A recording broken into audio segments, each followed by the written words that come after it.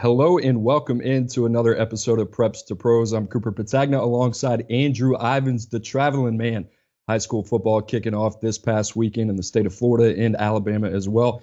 And we got a great show for you today. We're going to talk a little bit about the recap of this weekend, what we saw, live evaluations. We're going to get into Andrew Ivins' freak list a little bit, and then coast to coast, some of the top performances from across the country. We're going to talk a little bit about Francis Malagoa and some of the running backs out of the state of Florida as well. But Drew, you're the traveling man. Like I said, 3 hours there and back. IMG Venice, we're going to get into that. But how you doing, my man? I'm doing good, man. I'm working on the freaks list. Have not slept much over the past few days, but I'm ready to emerge from my cave and put that out there on Tuesday. So let's get this thing going, bud. All right, so let's get right to it. Top 247 cornerback Desmond Ricks, a guy you saw this past weekend. I believe you have some juice for us. We're already moving now to 2024. Desmond Ricks could have a big unofficial visit on tap here soon. Where's he going to go? Yeah, Desmond Ricks, he told me over the weekend after his game, IMG played Venice Academy. Desmond Ricks, the number one ranked cornerback in the class of 2023. He says first weekend of the season, he's going to take an unofficial visit to Florida. And I think this is a big deal. You know, I've teased it in the past on this show that I think the Gators are a team to watch for Desmond Ricks. And the reason why is because of Corey Raymond. And let's talk about Corey Raymond. Since he arrived in Gainesville, he's done nothing but been an ace recruiter for the Gators. Not only will Desmond Ricks be in town for that Utah game, but you also got Cormani McLean, the number one ranked cornerback in the class of 2023. So I think on the surface, this doesn't seem like a big deal. Yeah, he's a class of 2024 recruit, but it's certainly notable in my eyes that Desmond Ricks is going to be in Gainesville for week one of the college football season. Alabama, LSU, Miami, I think are the other teams to watch. And of course, you got Oklahoma and Texas A&M in there. But I think Florida, things are trending in the right direction for Mr. Ricks. Still early, but can you imagine Desmond Ricks paired with Cormani McLean, two of the top cornerbacks in the class of 2003 and 2024? Corey Raymond going to be in line for a raise if he can get that done. But Drew, Florida, Utah, that's a 2-point spread right now. Utah going to Gainesville in week one. That's going to be definitely probably one of the most hyped games coming in to the college football season. But Drew, let's turn our attention now to another Florida athlete. That's the Quavious Sori. He's got a decision coming up this week. What's the latest with him? He's been an interesting one to track. He's up there in the panhandle, hasn't done a ton of interviews, doesn't do a ton of visits, but Sori is a top 247 talent. He lists himself as a wide receiver, but is able to make an impact in all three phases. And I tossed this out a few months ago. I wouldn't be surprised if someone tried to convert Quavious Sori into potentially a linebacker, maybe even a box safety. He's going to announce this upcoming weekend. He is down to 4 schools. He's got Florida in there. He's got Georgia in there. He's got Alabama. And then he's got Auburn. I think Auburn is the team to watch out for here heading into that decision. Brian Harsin and the Tigers have been looking for some momentum on the recruiting trail, and they're also looking for big-framed wide receivers. And Quavious Sori, who was at one time previously committed to Georgia, he's just that. He's a big guy that they can pair with Carmelo English. So I would keep an eye on Auburn for Quavious Sori as he announces later this week.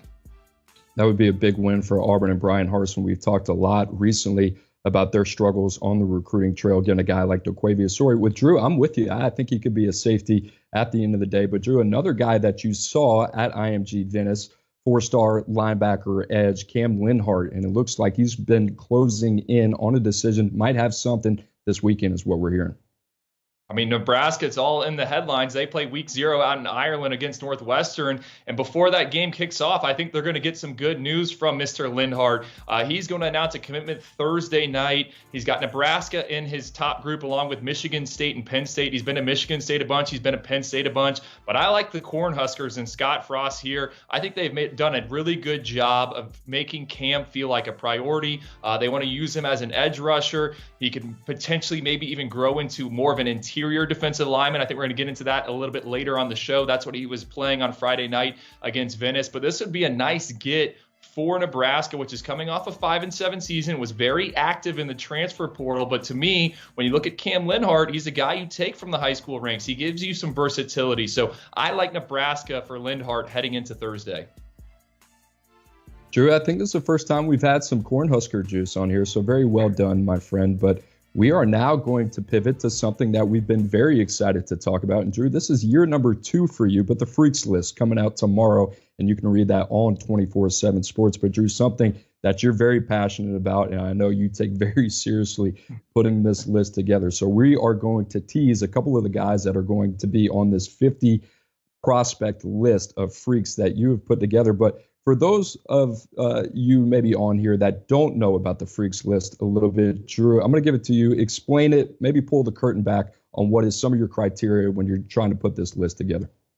Well, let's be clear from the jump. This is a play on what Bruce Feldman does with his college football list. And he's been doing that for a year, years now. And it's one of my favorite reads every offseason, kind of gets you geared up for the upcoming football season. He goes from school to school across the country. And I've kind of tried to do the same thing here. Now, I don't have as much access and as much contacts, and I got a way bigger prospect pool. But all year long, I'm kind of making I got a tab on my computer where I'm entering guys and different data points. Track's really big, but so is basketball, baseball. We got a ton of baseball players, and I'm just looking for frames, guys that I would consider if you saw him on a field, hey man, that's a freak. And that's what this list of our 2023 edition, very heavy on tight ends. We got a lot of big functional athletes. We got a lot of guys that can dunk the basketball, and we got a lot of fast sprinters. We also got some really good wrestlers. So it's an exciting list, and these are guys that one day I would anticipate hopefully making Feldman's list and then hopefully shining at the NFL scouting combine. That's the goal for me. I want to get some guys and I want to peg them and hit them.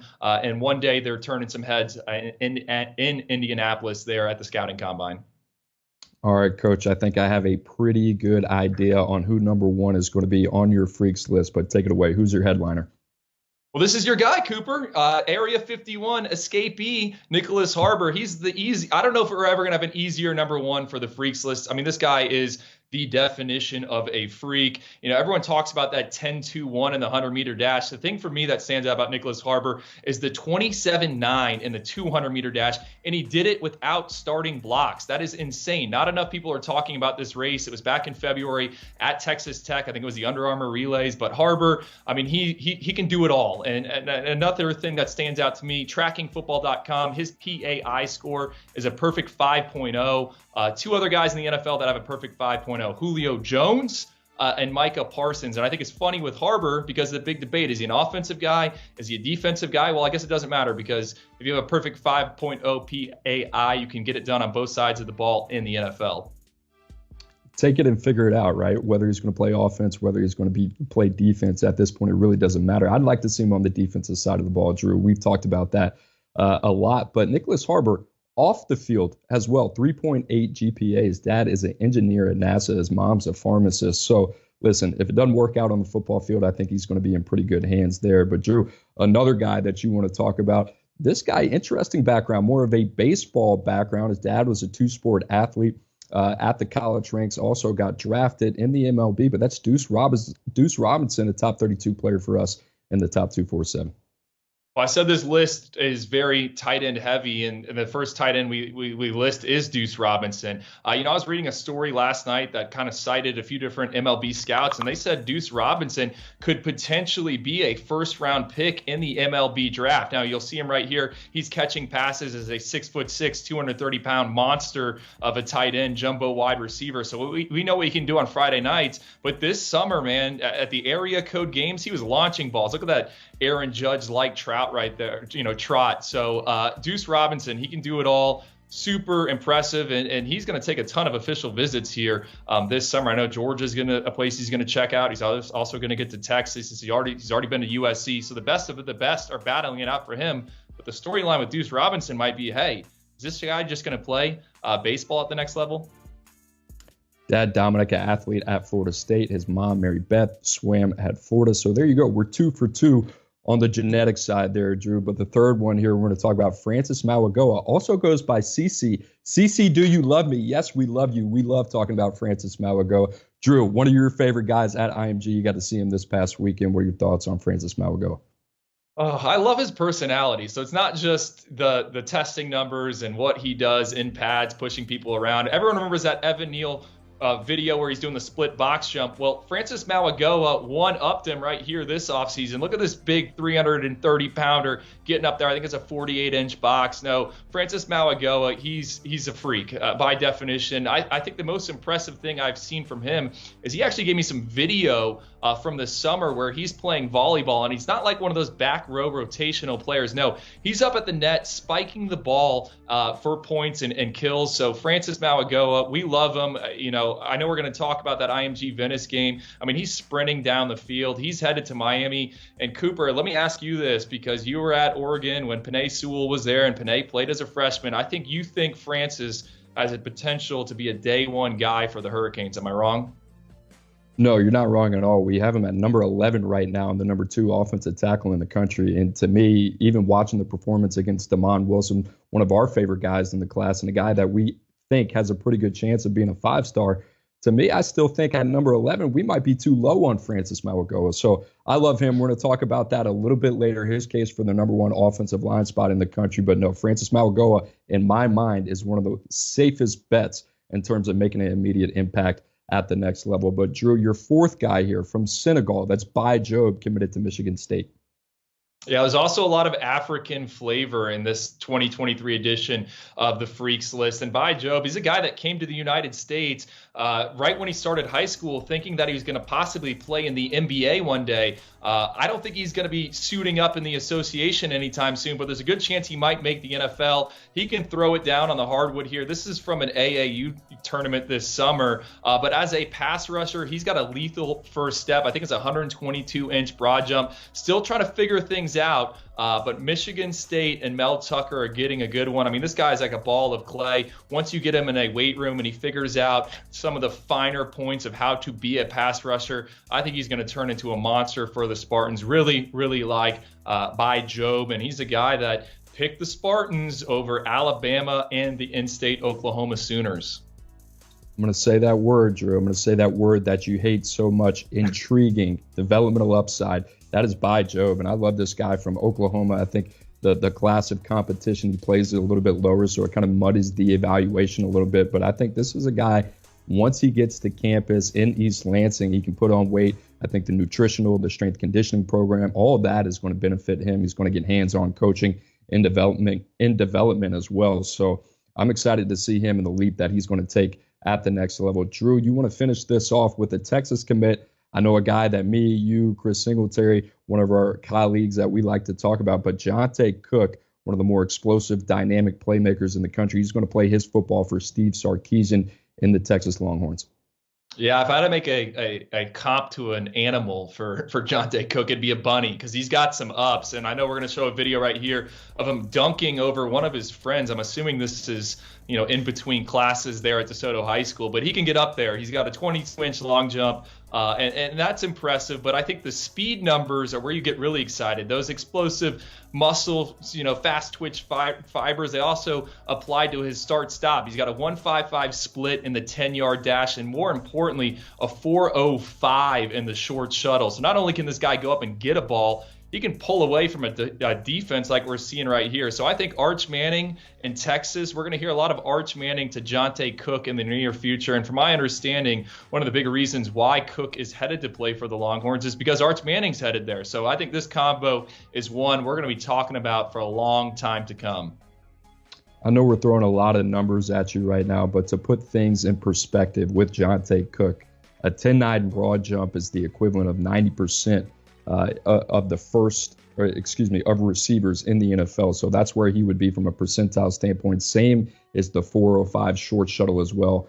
And along with that, the 1.55 10-second split. So Jonte Cook already athletically in elite territory. But Drew, the Freaks list, my man, we are looking forward to seeing that. Certainly excited. Like I said, you can find that on 24/7 Sports tomorrow. That is Drew's second edition of the Freaks list, started out last year. So we're super excited to see that. And like I said, we got to plug the show already. We only get, the algorithm is what they talk about.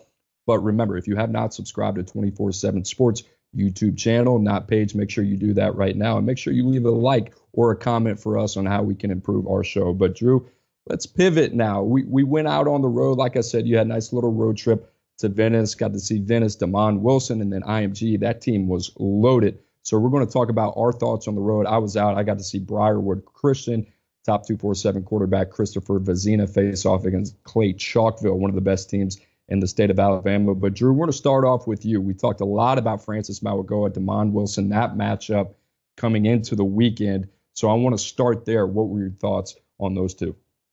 It's kind of what I expected. I thought Malagoa looked like the top offensive tackle in the country. I mean, he held his own against Demond Wilson, got him on the ground for a pancake. He was down the field blocking. I think he runs 30 yards to spring a long run for Jarrett Gibson. You're going to see it right here. He's going to pull from his left tackle spot. And look at this 300-pounder, man. He gets all the way down the field. Just a nice little push at the end, and that's going to help Jarrett Gibson get into the end zone. But I thought it was a solid performance for Malagoa. Demond Wilson did draw a holding penalty from him in the second half, but Demond was kind of overwhelmed. I mean, IMG Academy, their offensive line, it is not only 5 deep across the board, it's 6, 7 deep in terms of future Power 5 linemen. So it was kind of hard for him to generate much of a rush. I thought he flashed, and I thought Malagoa flashed, and I still think Demond Wilson, at the end of the day, is a guy that can finish inside our 32. Now, Cooper, I know you watched this game on YouTube or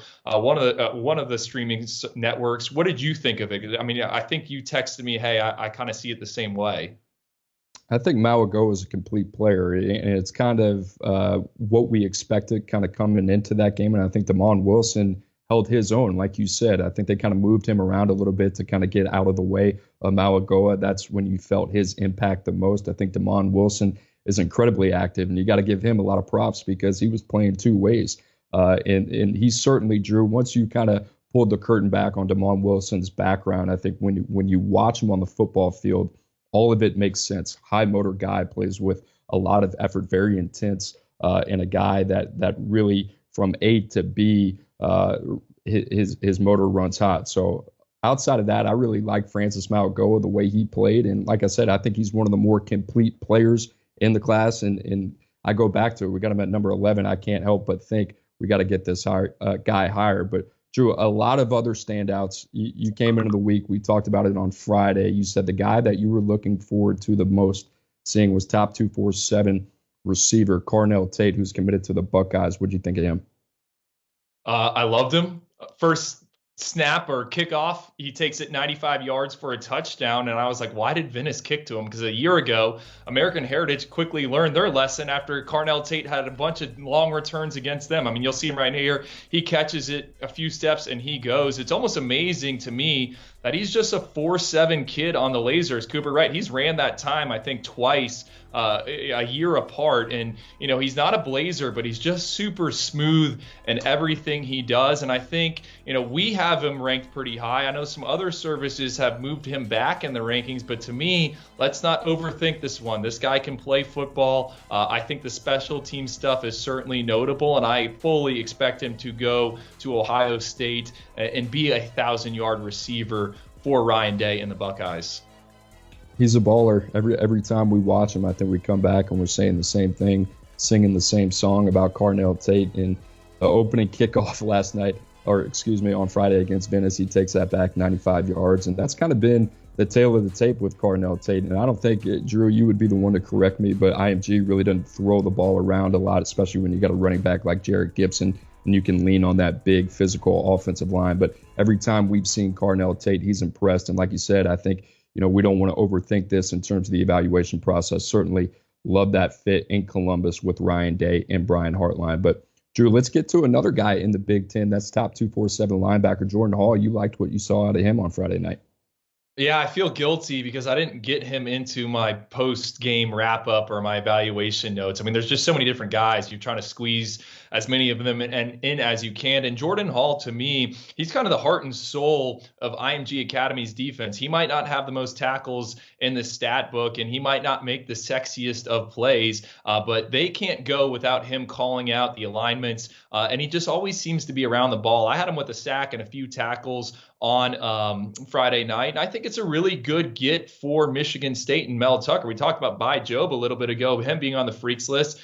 Jordan Hall might not be as athletic, but I think he's athletic enough to make a difference in the Big Ten. And I think some schools are still trying to flip him. And there was a few ACC programs hitting me up asking me about Jordan Hall. So I don't think he's talked about enough at IMG Academy. Really good linebacker, probably one of the best, not only in the Sunshine State, but the South for that 2023 cycle.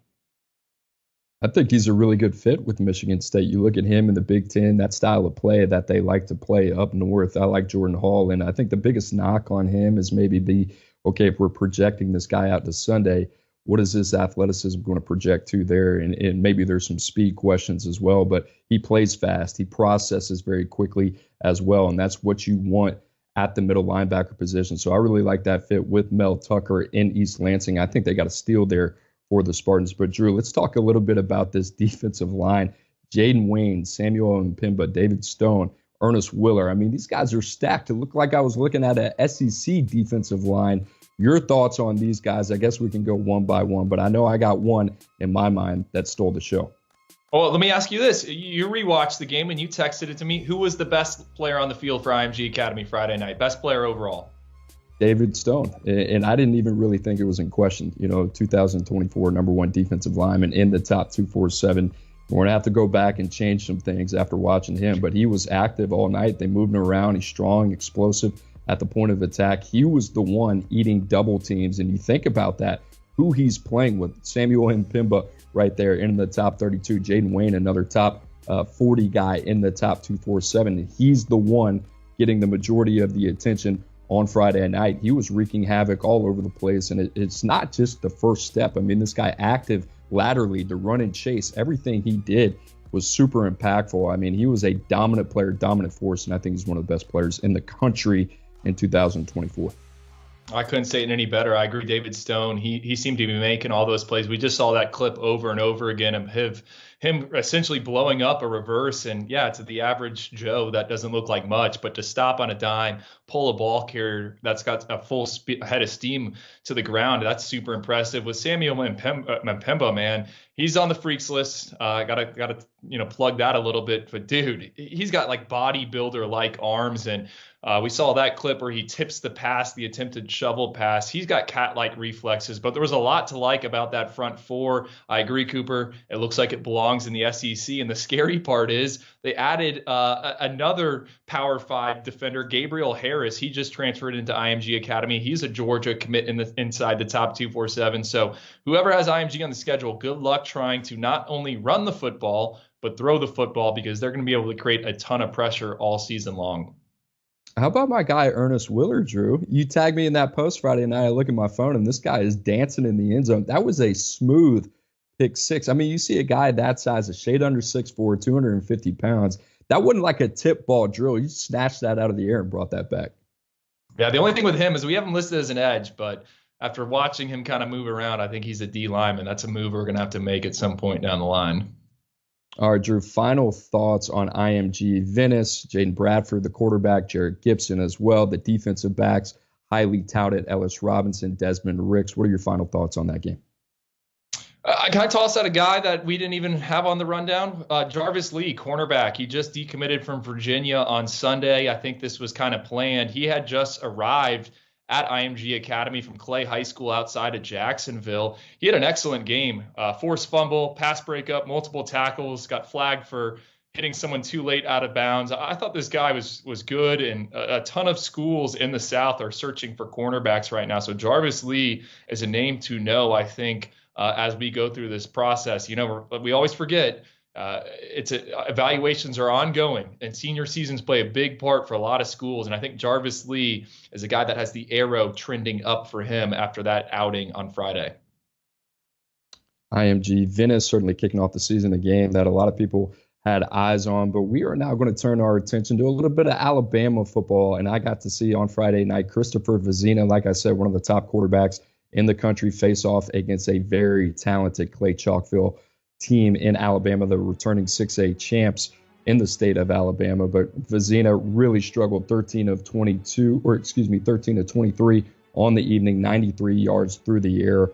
got sacked 4 times. And I think for him, Drew, I mean, trying to evaluate in this setting, I understand, but sometimes it can be difficult, especially when you see that competitive advantage all really to one side of the ball. So, listen, I thought he was good in spots. I thought a lot of the passing game was really kind of lateral and horizontal passing game. There really wasn't a lot of opportunities downfield. But in terms of what we've seen, I thought he flashed a little bit. But in terms of being able to get the full scope of the player, that might have not been the best setting for me. But another guy, Jalen Mbakwe, on the other side of the football for Clay Chalkville, one of the guys that we have rated in the top 10 in the 2024 24/7 Sports rankings. Dynamic, 3 catches, 87 yards, took 75 plus yards to the house on the first offensive play from scrimmage for Clay Chalkville. And listen, he's a dynamic dude. I can't believe he only touched the ball 2 more times the rest of the night, but I think he's going to have a big season. And another guy, our big boy, Jaquan McCoy, 6'8", 350 pounds, man, the left tackle spot for Chalkville. He looked good, man. Big guy that can move, functional athlete. We talk about that a lot, that size, that AA. He bends very well. I think the biggest thing for him, he's going to have to continue to kind of work on his body a little bit. But that was kind of the feedback from my Friday night. All right, Jaquan McCoy, I saw him at Florida State for their Seminole Showcase a few weeks ago, and I was like, who is this dude? I mean, he's a candidate for the 2024 Freaks list if he can dunk a basketball or something like that. Coop, I want to circle back on Vezina. You got to see him in a high-profile quarterback prospect and, face some adversity. And I kind of hate using that word adversity, but things obviously didn't go well for him on Friday night. I'm just wondering, what was his attitude like and his body language like? I mean, I've seen some guys after games and they kind of shut down and, they're yelling at their teammates. What did you see from Christopher Vezina? Because I have a hunch that he's a guy that, held his emotions in very well and went about things the right way. He's a pretty steady dude. I will say that in terms of the competitor, in terms of the body language. After the game, I was kind of watching him as well, seeing the way that he interacted with teammates. A lot of players from the Clay Chalkville side obviously wanted to talk with him as well. But he's a competitor. Talked to him a little bit after the game, head held high. So I don't think there are any issues in terms of what's between the ears, the intangible makeup with Christopher Vezina. It was a rough night. Obviously, it was a team that they were going to come into. It was steep competition in Clay Chalkville. Like I said, returning 6A champions. So they had a heavyweight bout for them in terms of the challenge that they had in front of them. But, listen, we go back to it, Drew, you mentioned a lot, but this is one exposure point in a long list of exposure points. And I think for me, it's finding the balance of, I've seen Vezina outside of this game setting multiple times and really like what he's done there. This was a setting, like you said, where he felt some adversity. You kind of want to see what that looks like. But deep into the third quarter, he made some nice throws, was able to bounce back. It was obviously not the night he was looking for. But in terms of if there's any concern level coming from that game, for me, there isn't. Well, I'll say this. I saw an Elite 11 finalist one time in tears after a bad loss, and that kid has been in the transfer portal multiple times. So if you want to figure it out, there you go. So encouraging stuff on Christopher Vezina. I like to hear that. Yeah, definitely not in tears. But Drew, let's pivot now to kind of across the nation. And I kind of like this segment now as high school football is starting to get kicked up, and there's some familiar names in the top 247, but guys we want to highlight that had some big performances from over the weekend. And guess what? Some of these teams needed those big performances. Caleb Downs was one guy we're going to talk about here in a second, but Brandon Inniss, and this is a guy we always talk about, top 247 receiver, top 20 player in the country, number 3 wide receiver, committed to the Ohio State Buckeyes. They went to Georgia. They played Lowndes High School. And Drew, he had a big performance. He had 6 receptions, 221 yards, and 2 touchdowns. It looks like he's adjusting back to his full-time wide receiver role quite well.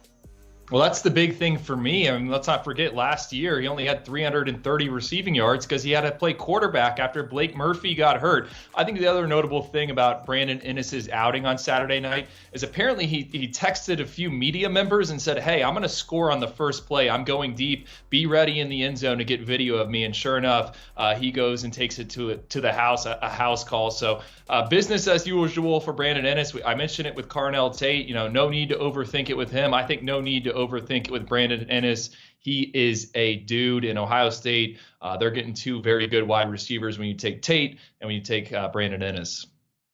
I was curious to kind of see how they used him now back at full-time receiver, not having to play that quarterback role. He had to step up because of some injuries last year at American Heritage, but they kind of moved him inside out, which is the way that I think they're going to use him in Columbus, and I thought he adapted to that very well. But Drew, he looked a little bit more explosive to me than I would have thought originally, and that was kind of what I had my eye on, that top-end speed, that long speed. He's not a burner by any means, but I think he's a guy that can get behind a defense occasionally. And on top of that, I mean, we talk about the makeup so much, the competitive temperament. I don't know if there's a bigger alpha in this class than Brandon Inniss. So a big week one for Brandon Inniss. He's got a big week two. Malachi Nelson, one of the top quarterbacks and top players in the country, committed to USC. They will face off against American Heritage next week in Florida. So we'll have our eyes on that one as well. But Drew, the next guy on this list, Caleb Downs. Listen, I'm going to read this stat line to you. It's crazy. It's like a creative player. 4.5 tackles, 1 INT, a pass breakup, 88 yards of total offense, 2 touchdowns, and helping his team beat Walton 47-40. I mean, they needed all of Caleb Downs. But you look at that stat line, Drew, and then you come back and you watch the tape. And the tape, to me, is even more impressive than what he put in the stat sheet. I mean, a guy that they plays all over the field, and we know this. I mean, he's one of the most versatile utilized players in all of the country, but he can play the deep post. He can play the box if you need it. He can play the nickel spot. And then you got to play quarterback, wildcat quarterback, running back, all on offense. He's pretty special. Coop, I was going to say the same thing. I mean, you read the stat line, you're like, wow, that's impressive. You put on the tape, though, and this dude's got some juice. He needs that little juice emoji next to his name. I mean, he just plays so fast. You talked about it with Brandon Inniss and his competitive drive and his competitive spirit. It's the same thing with Caleb Downs. And, you know, if I'm a head coach or I'm someone at a collective and I'm investing in these individuals, I want people like Caleb Downs and Brandon Inniss, guys that are going to hate if they lose. And I think that's the case with Caleb Downs. I'll also say this about Caleb. I remember last year, he scored in every way possible besides, I think, kicking an extra point. We'll see if that happens here during his senior season. But, man, in terms of a three-phase player, you're not going to find a better one in the country than Caleb Downs. And Nick Saban is certainly getting a good one in him. We're talking about safe players earlier. I think it's pretty safe to say you can put Caleb Downs in that category as well. He's going to have a hell of a career in Tuscaloosa. But, Drew, another guy we're going to talk about, Caden McDonald from North Gwinnett. In Georgia, they had a big game against McEachern. They win that one first week of the season. But, you know, you texted me, you said, hey, this guy kind of stood out to me. He had 7.5 tackles. And you look at that for a guy that's playing a 3 technique or a 1 technique, and you say, hey, that's an awful lot of production for one game. Yeah, and he had a rushing touchdown. They were feeding him the ball as a running back. No, Caden has turned into a priority for plenty of schools. I think Clemson's in there, Florida's in there. As that defensive line board shrinks and shrinks as we get closer to the early signing period, Caden McDonald's a guy that's going to become even more coveted, become even more valuable. And it's certainly encouraging, I think, to just see him getting that push. Last year, he had a school record. I think it was like 60 tackles for loss. And I saw him work out this offseason. He's squatting over 500 pounds. So Caden McDonald, nice start to the senior season for him. And I have a hunch, Cooper, we're going to be talking a lot about him over the next few months in the lead up to that early signing period. 35th ranked defensive lineman in the country per 24/7 Sports, and number 243 player in the country as well. And that might be a big deal, Drew, like you said, in terms of the storyline, because he's uncommitted. As of right now, I believe we're at 82% of the top 247, a little over 200 prospects are committed right now. So whether that's silly season coming up, that's something to keep an eye on. But Caden McDonald, one of the top priorities for a lot of teams, Drew, like you mentioned. But I liked him a lot, man. He is strong. He's heavy. He's got powerful hands. He ate up a lot of double teams. I think is a guy that's a little bit versatile depending on the front that you put him in. But certainly a guy that's going to be a priority for a number of teams going forward. But Drew, let's move on to another guy out of the state of Georgia. That is top 247 running back and Alabama commit Justice Haynes, who I thought he had a pretty debut at Buford High School as they got the win over the 7A state champions, Thompson, from the state of Alabama. And that was kind of a hype game coming into it, but Buford kind of separated. They won that game 38-7. And Drew, your initial thoughts on Justice Haynes? Oh, I'm buying stock in him. He's another guy that's going to be on the freaks list. He's a pitcher throwing 92 miles per hour left-handed, so he could also have an MLB career or be selected in the MLB draft. Scouts are buzzing about him. But let's talk about that game on Friday night. I think it was a 94-yard kickoff return, also ran for over 90 yards and a touchdown. To me, it's been billed as a down year at running back, but the more I read and learn about Justice Haynes, the more I like about him. And the fact that Alabama is getting him and Richard Young, I mean, look out for the Crimson Tide. But this has always been the case in Tuscaloosa. Alabama, but those two running backs and what else they got committed up front, I really like that duo. That's probably the best running back duo in the country, but a nice opening weekend for Justice Haynes.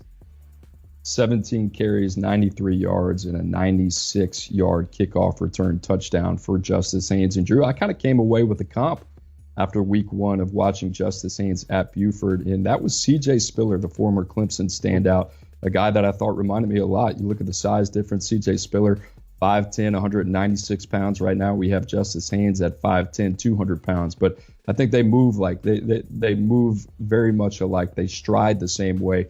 But to me, with Justice Haynes, the one thing after kind of watching him this week that really impressed me was his contact balance. And he's a guy that's got really kind of deceptive speed. He's a built speed guy in the open field, can get the top end speed quickly. And you look at his skill set and what you can do, the way that Buford kind of utilized him. Even in this week, they have a lot of different backs that can do a lot of different things. But Justice Haynes out in the slot a little bit. We talk about his ability as a 3-down back as well in pass protection. So I love that fit. You mentioned Richard Young, another Alabama Crimson Tide running back commit. I think those two are going to do great things in Tuscaloosa. But, Drew, we're going to move on to the last guy, and that's Lincoln Riley, signal caller. The new client, I believe, is that what you call him, of Rich Paul in Clutch Sports over there in the LeBron James family. So Malachi Nelson, Los Alamitos, they get off to a hot start. They beat the team that they went up against 41-0. He had a day, man. 22-29, 418 yards, and 5 touchdowns. Malachi Nelson, hot start. And we talked about it, American Heritage next week. What do you think of Malachi Nelson this week, Drew? He traded in the Prada sunglasses for a helmet and shoulder pads, and I think he shut a lot of people up with that performance. Malachi, I don't want to say he struggled on the camp circuit as of late, but he wasn't the best at the OT7. I thought he was average at the Future 50, and we talk about multiple exposure points. You want to see these guys in different settings, and this is encouraging to see from Malachi Nelson. Now let's see what he does this upcoming Saturday on ESPN against an American Heritage team that has plenty of talent in the secondary. They got Damon Fagan, a safety committed to NC State. They got Damari Brown, a top 247 cornerback. I wouldn't be surprised if Brandon Inniss got some reps on the defensive side of the ball. So we talk about circling key matchups or key evaluations like Damon Wilson versus Francis Malagoa. I think Malachi Nelson for this American Heritage safety or secondary will be one of the best matchups of the year. I'm fired up for it, and I have a hunch he's probably going to come out and look very well in that type of setting. Yeah, things were pretty easy this week for Malachi Nelson in terms of what he was able to get done on the field, and obviously a lot of offensive production, but a lot of yak yardage as well. You talked about it that next week. I think that's going to be, I wouldn't say critical, but for us, a really good barometer in terms of where Malachi Nelson's at. You talked about the talent in the American Heritage secondary, so I'm going to be looking forward to that one. But, Drew, as we wrap it up, our 2-minute drill is something that we have now been kind of leaning into the last couple of weeks. I know it always comes back to South Florida for you, but you were kind of watching some NFL preseason games this week, and you kind of noticed a little trend there. Yeah, the South Florida Bills, baby. They got 4 running backs from the Tri-County area: Devin Motor, Singletary, Duke Johnson, James Cook, and Zach Moss. Those guys combined for 151 yards rushing, 4 touchdowns in the Bills' win over the Broncos. And look, man, South Florida is still king when it comes to running backs. These are some of the running backs committed in the class of 2023. Mark Fletcher, Cedric Irvin, Javon Simpkins, Christopher Johnson, one of the nation's fastest recruits. And I'll be honest, Cooper, it's kind of been billed as a down year for ball carriers in the state of Florida. But if I'm a college coach, coach, I'm always going to roll the dice on one of these guys from Miami-Dade or Broward County. Jamari Ford, the last guy on that list, man, over the weekend, you want to talk about a dominating performance in Miami Northwestern's trip up to Orlando to face Orlando Jones. Jamari Ford was awesome. One of these touchdown runs, he jukes a guy out of his shoes right at the goal line. I'm a big fan, and if I'm a college recruiter, if I'm a school looking for someone that can, pick up big chunks of yardage, Jamari Ford, who might not be the biggest of running backs, he's a guy that I would take a good hard look on because he can make you miss in space, and he knows how to find green grass. All right, there you have it from Andrew Ivins right there. He's leaving some cookie crumbs out there for any college staffers who watch this show. He's telling you who to go get, pinpointing it, making it easy. But Drew, I'm gonna stamp our guy, and it's really your guy, right? You've been on this guy from the very beginning. But Francis Malagoa, there's been a lot of talk.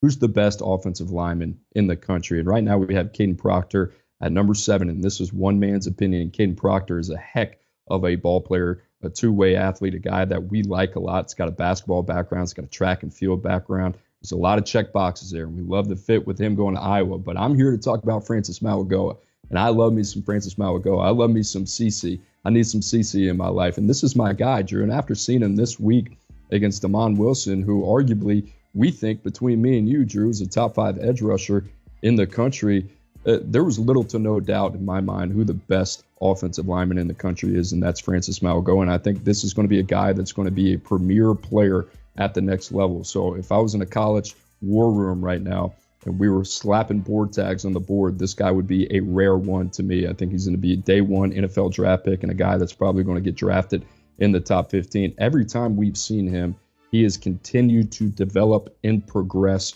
I love where he's at. I love where he's at physically. His body right now, he looks ready to play at the collegiate level.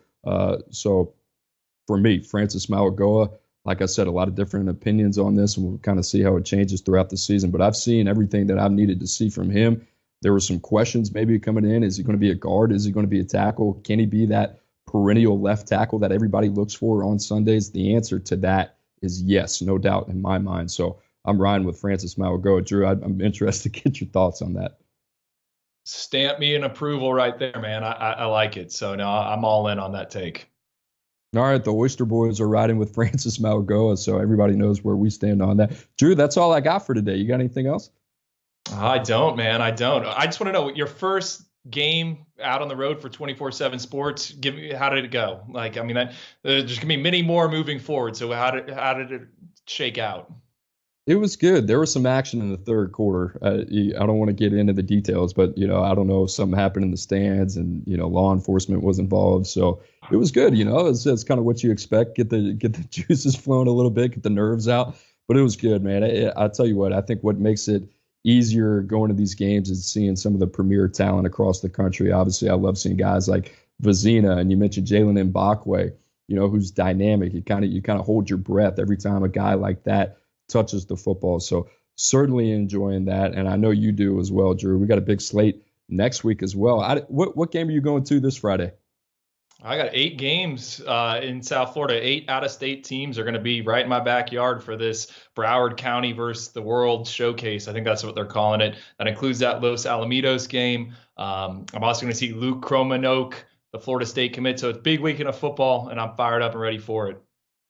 That makes me feel bad because right now I only have one game scheduled. Drew, that's what we call sicko mode. You just loading up on Celsius, going to see 8 games in one weekend. But guys, we appreciate you joining us as always. For Andrew Ivins, for producer Jesse, also known as Cam Rising, I'm Cooper Petagna. We will be back on Wednesday. And make sure, if you haven't done so already, please subscribe to the 24/7 Sports YouTube channel. Throw us a like, throw us a comment on there as well. And we will see you on Wednesday, 2 o'clock Central.